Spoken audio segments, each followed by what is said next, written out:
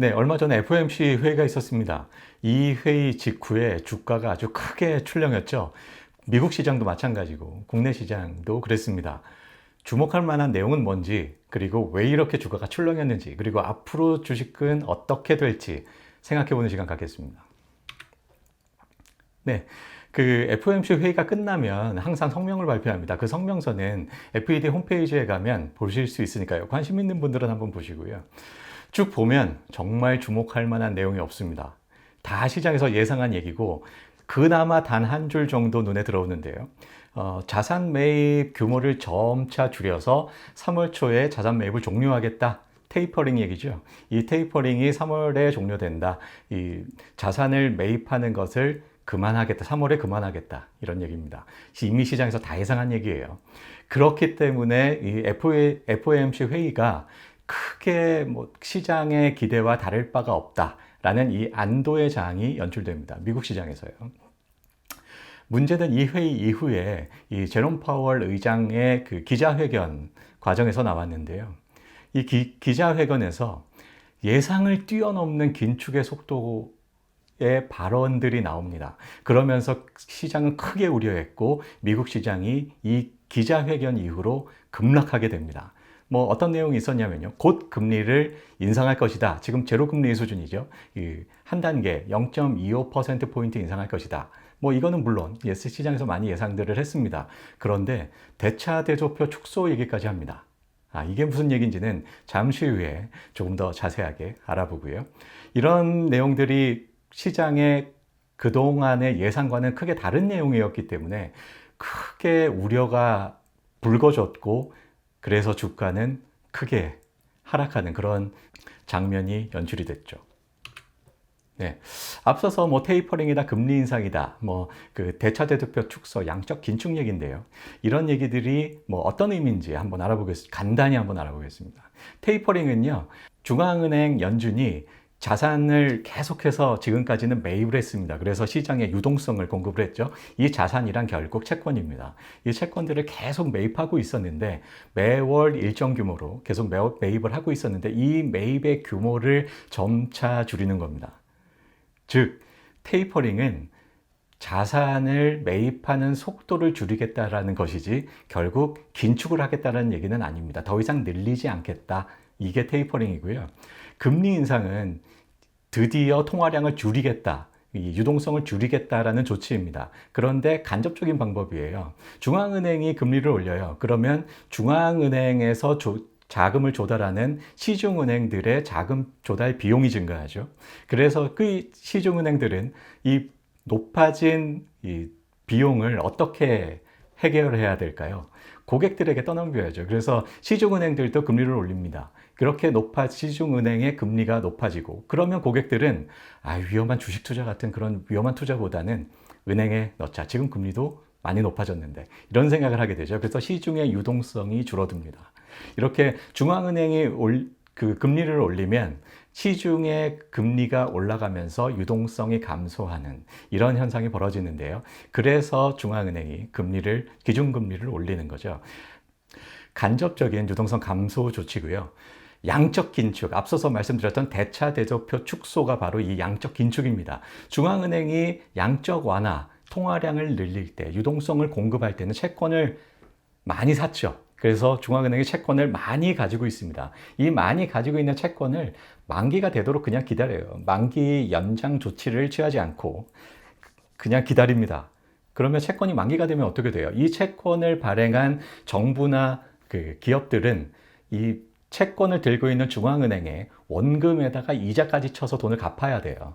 그러니 이 시중의 유동성이 감소하죠. 직접적으로 시장에서 돈을 걷어들이는 행위이기 때문에 직접적인 양적 긴축 조치입니다. 앞서서 말씀드린 금리 인상은 시중의 자금들이 높은 금리를 향해서 흐르게 되어 있기 때문에 그렇게 간접적으로 시중에서 자금을 걷어들이는 그런 행위이지만 양적 긴축은 직접 돈을 가져오는 거죠. 그래서 훨씬 더 직접적이고 강력한 조치입니다. 네.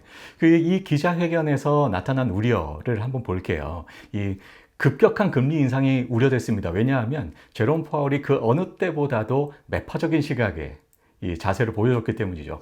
금리 빨리 올릴 거야. 그리고 우리 대차대조표 축소, 양적 긴축까지도 생각하고 있어. 이런 얘기, 이런 자세를 보였으니까요. 그래서 시장에서는 FOMC 회의 때마다 금리 올리는 거 아니야? 이런 우려가 생겼습니다. FOMC 회의 1월에 한번 했습니다. 앞으로 7번이나 남았어요. FOMC 회의는요, 1년에 8번 합니다. 앞으로 7번 남았는데 7번 매번 금리를 올려요. 그러면 보통 한 번에 0.25%포인트씩 올립니다.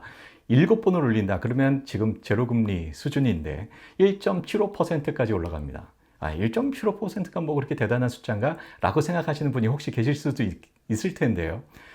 이 숫자는 굉장히 급격하게 올라가는 수치입니다. 시장이 충분히 공포에 떨기에 아주 충분한 숫자죠. 그래서 이런 우려들이 나오게 됐고요. 양적 긴축을 직접적으로 언급합니다. 불과 한 2주 전쯤에는 그 제롬 파월이 연임이 됐죠. 그래서 그 연임을 위한 청문회 자리에서 양적 긴축은 별로 생각하고 있지 않고 연말이나 돼야 할 수 있지 않을까? 뭐 그런 생각 해본다 라고 했었습니다. 그런데 이번 FOMC 회의 직후에 이 기자회견에서는 금리를 인상한 후에 생각해 볼 수 있겠다라고 했습니다. 금리 3월에 인상한다 그랬잖아요. 3월 이후가 됩니다, 얘기는.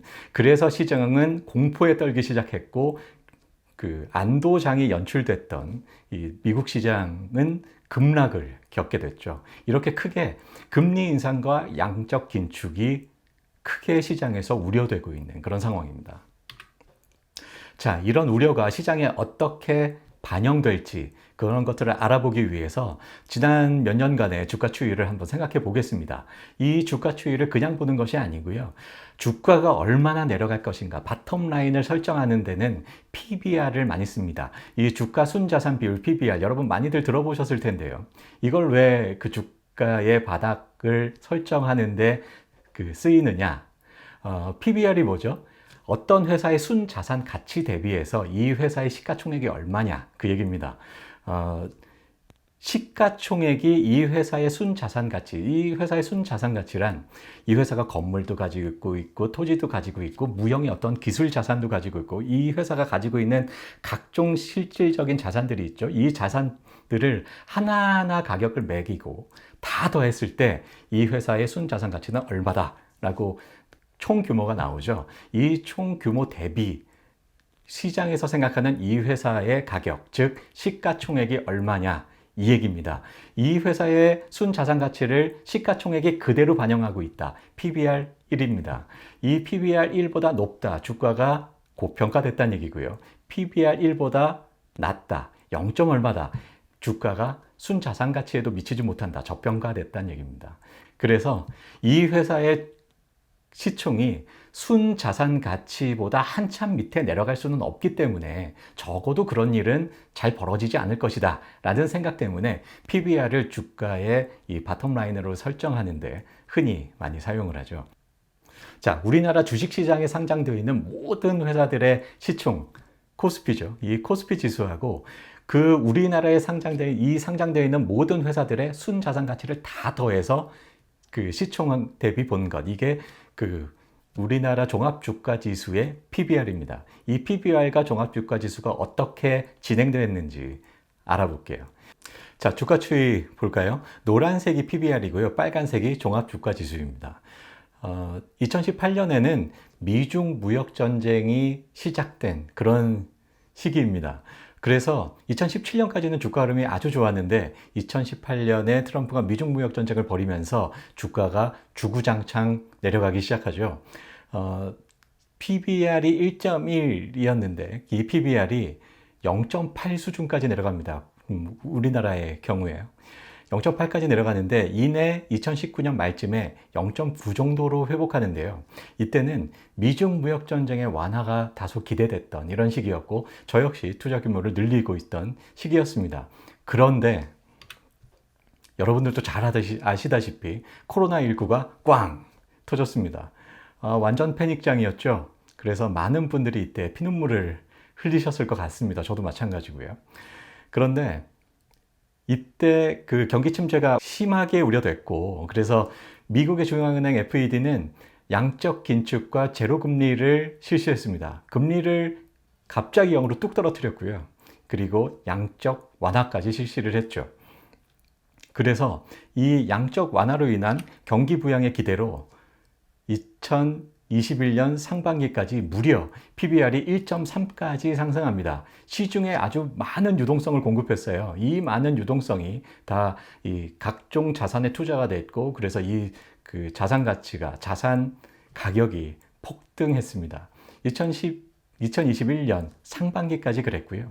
그런데 이때부터 연준이 인플레이션을 우려하면서 시장에서는 연준이 결국 긴축을 할 거야, 이런 긴축에 대한 우려가 생기면서 국내 시장은 2021년 하반기에 상당히 조정을 하반기부터 상당히 조정을 받습니다. 그래서 현재 PBR 1 수준이고요. 종합주가지수가 현재 2,600에서 700 사이, 뭐 이 정도 되는데요. 자, 그래서 많은 전문가들이 이제는 그 긴축에 대한 우려가 충분히 시장에 반영됐다, 이런 의견들을 많이들 내고 있습니다. 자, 그런데 정말 여기서 충분히 반영이 됐는지 좀 더 생각을 해보겠습니다. 주가 전망 한번 해볼게요. 2020년, 2021년 뭐 방금 말씀을 드렸고, 2022년에는 본격적으로 금리가 인상되는 그런 시기입니다. 저는 2022년은 결국은 이렇게 그 FED가 양적 긴축까지 실시하면서 과거의 PBR로 돌아가지 않을까라고 저는 생각합니다. 앞서서 말씀드렸죠. 이 무역 전쟁의 말미쯤에 PBR이 0.9였습니다. 이 0.9 정도의 수준으로 돌아갈 것이라고 보고요. 현재 PBR이 1.0 수준인데 0.9로 가게 되면 종합주가지수는 2,400포인트가 됩니다. 이 0.9도 사실은 미중 무역 전쟁이 상당히 완화될 것으로 기대되는 그 기대감이 반영된 것이 0.9였습니다.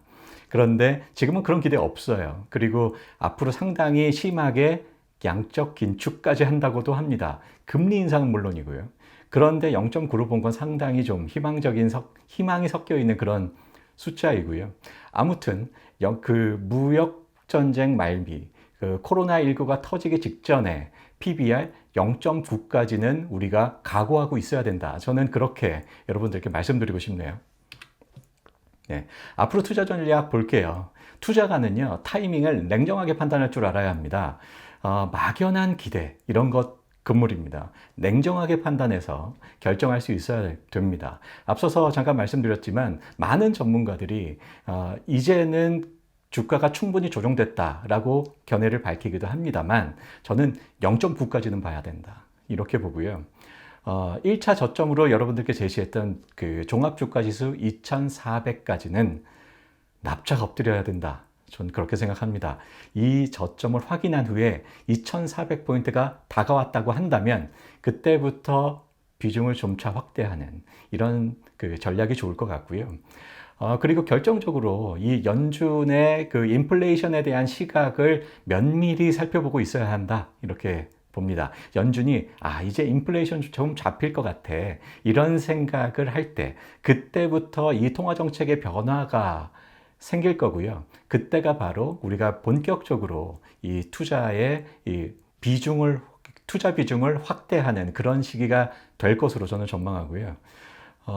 현재는 현금 비중을 확대하는 것이 바람직하다, 저는 그렇게 봅니다.